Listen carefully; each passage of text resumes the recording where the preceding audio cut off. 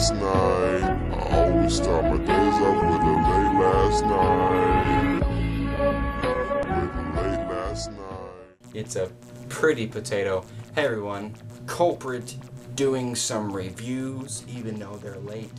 D here, and this video is an album review, albeit kind of late, of Earl Sweatshirt's Doris album. Earl Sweatshirt is a member of the hip-hop and rap collective Odd Future, or Odd Future Wolfgang, Kill Them All, or Golfwang, or Flognaw, or whatever you want to call them.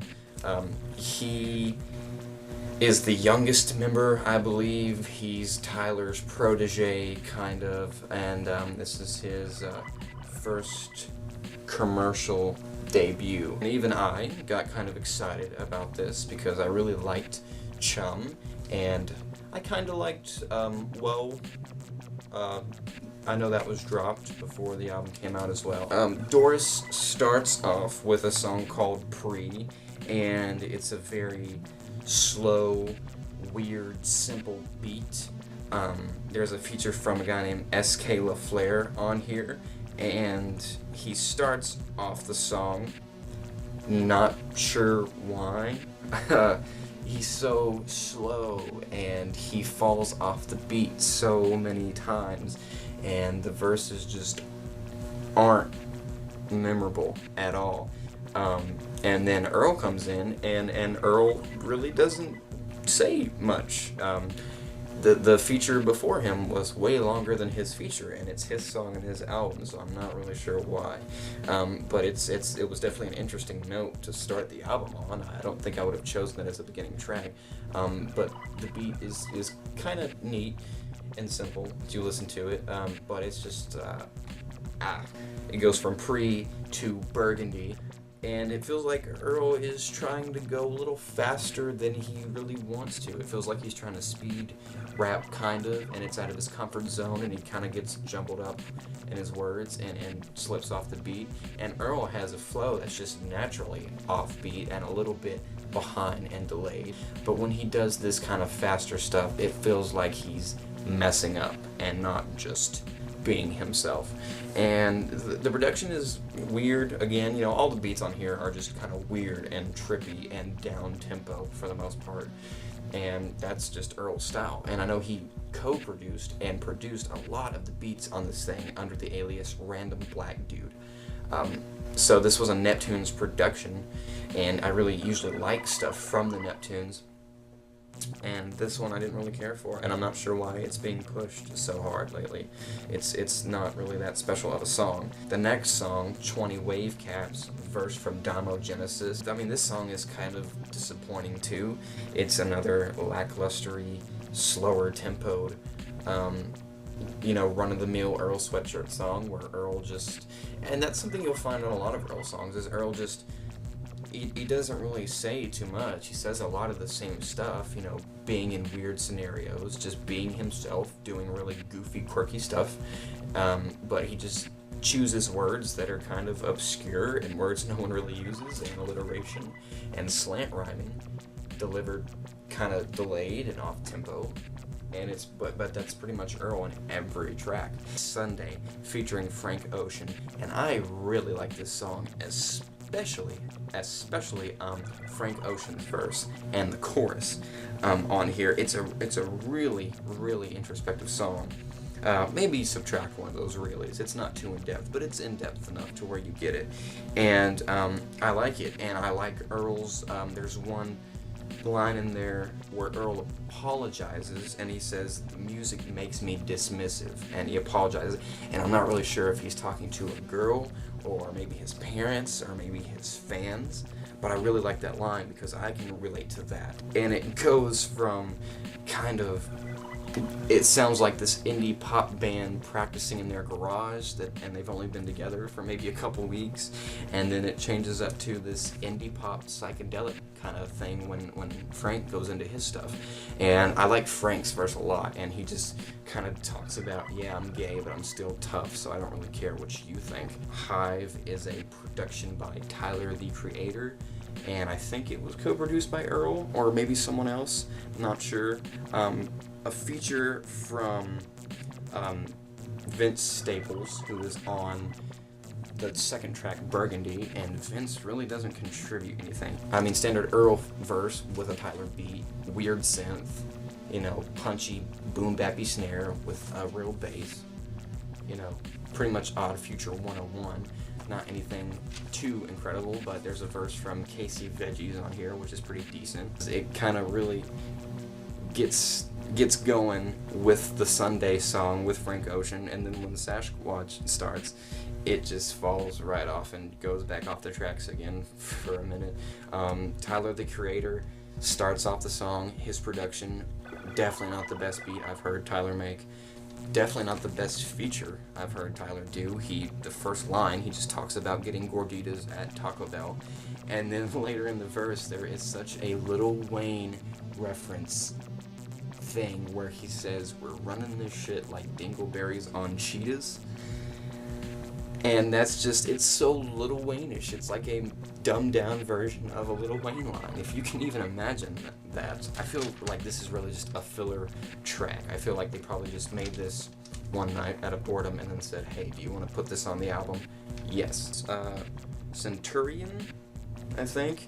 And it's just a odd song, and what I really like is the beat on this. The beat makes me feel like I'm about to get murdered in an alley or something, like I'm walking in the night and like some stalker is going to come out and stab me, and that's not a good thing, but the beat is very good and it's very eerie and there's a lot of suspense built, and I like that. And these are the types of beats I would like to hear Earl on way more than anything Tyler makes. One line I really like in it for some reason, "It's night as the black as Paul Mooney at the movies." I just think that's funny. Earl switches it up a little bit with his delivery.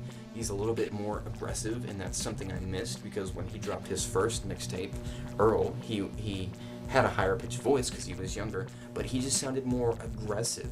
After that, you have 523 and Uncle Al in that order, and these, I don't know why I would have maybe combined these two and tried to make an actual whole song out of these two things, because 523 is just an instrumental that Earl made. It's like a minute and a half. You just put it on the album.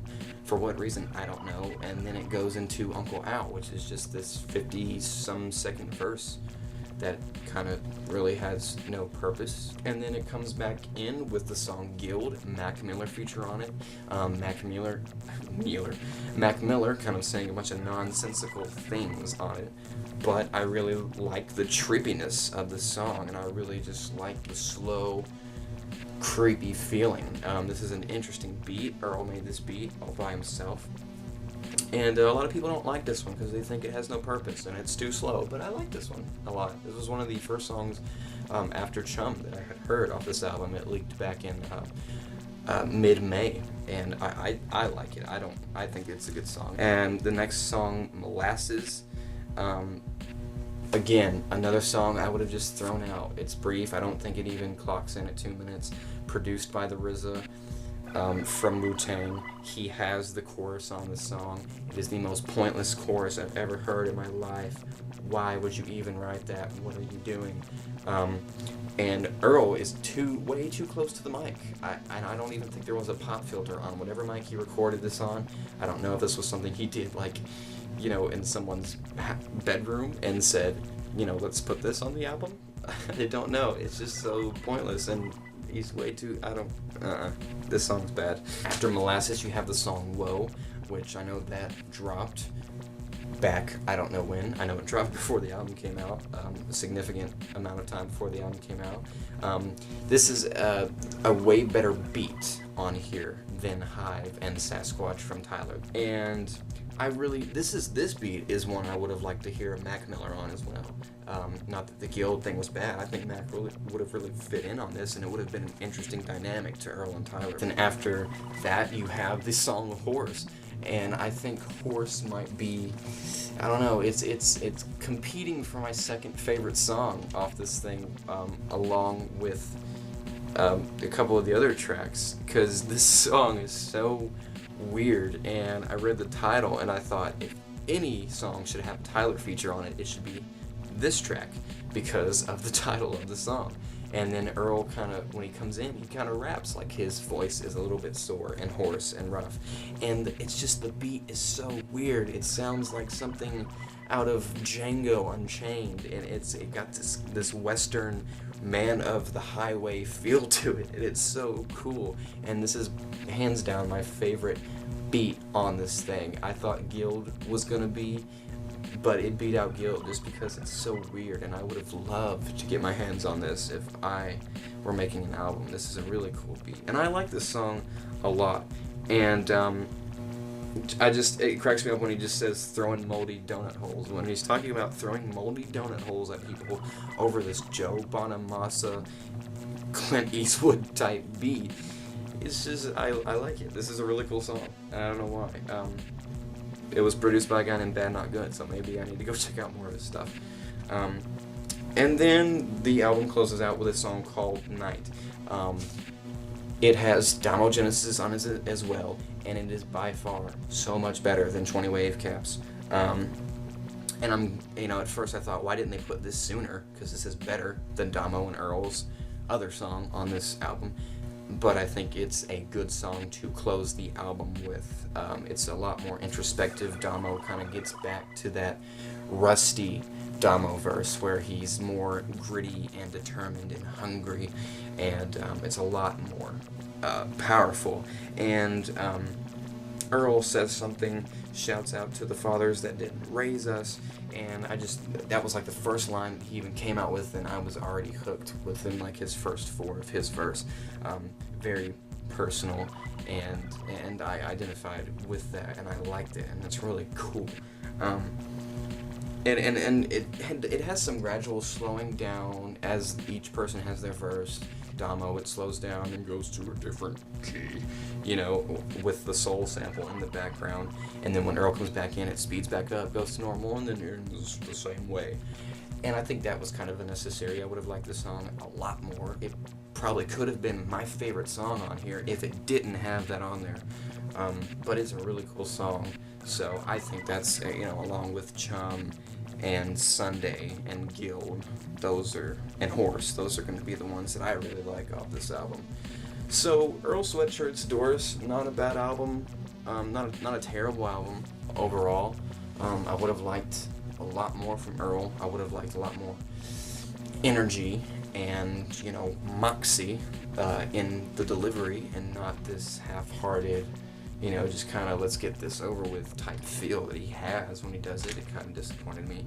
I'm not going to call it a letdown, but at the same time, I'm not going to say that it exceeded my expectations when I got excited about this album coming out. So, you know what, I got to say, overall, Doris, Earl Sweatshirt, got to give it an 11 out of a possible 20 wave caps, or a 2.75 out of a possible 5 stars. If you've listened to the album, let me know what you think. If there's anything you want me to review, I'm going to be reviewing a couple more things on here, a lot more. I like doing these album reviews now. I like this new setup that I have going here. I like talking about music to you guys more than just what I'm got going on. I've been really enjoying the videos I've been making lately, and thanks to anybody who's watching them or sharing them. So that's it for me. Leave some stuff. Thank you guys.